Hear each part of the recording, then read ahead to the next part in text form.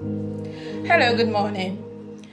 During my master's program in educational leadership, we explored an interesting topic around how school systems compartmentalize itself. We have these different departments, we have these blocks in school, and yes, for the sake of efficiency, for the sake of having a structure, those departments, those compartments that we create, they are needful, right? Because we need to also make sure that work is organized and everybody functions in a row.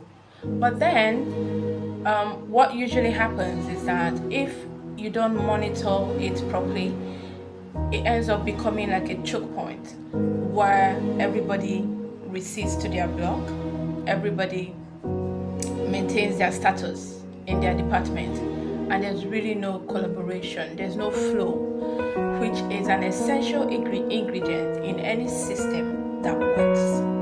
So I've always believed that the way leadership approach work matters a lot. The way you conduct work matters a lot, because you are demonstrating to people that yes, even though you are in your department, there should be a meeting point, right? And what is work anyway? Work is something you do to earn money. For example, many of us woke up this morning, had our bath, prepared, and reported to an office somewhere or a business somewhere, and at the end of the month, we're expecting that we should be paid, right? So work is something you do to earn money. But there's also another definition of work, which is effort directed at something meaningful. So at the systems level, you have a group of people that are together and they are working, they are directing effort towards something meaningful, so that at the end of the day, they can accomplish that goal, right?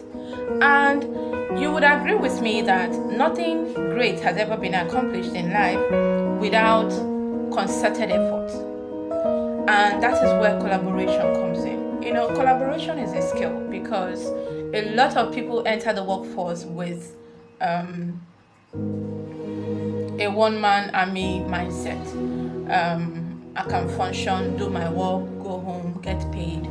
But that's really not something that is sustainable, right?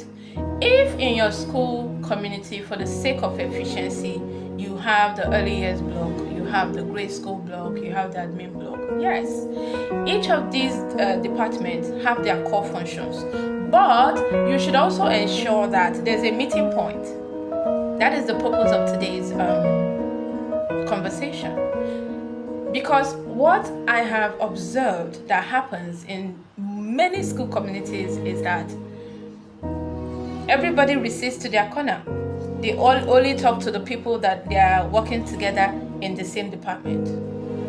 And this thing shows when there's now maybe an event to be planned that requires all the departments to come together. Then you start noticing frictions here and there, because the people you have in your school community and the way you have organized work in your school community, there is no meeting point for them. So even though on paper you say that you have a team, you don't really have a team. Because if during an event, your people, everybody, they have to fight a million times before one decision can be made, then it means that you have not really built a team.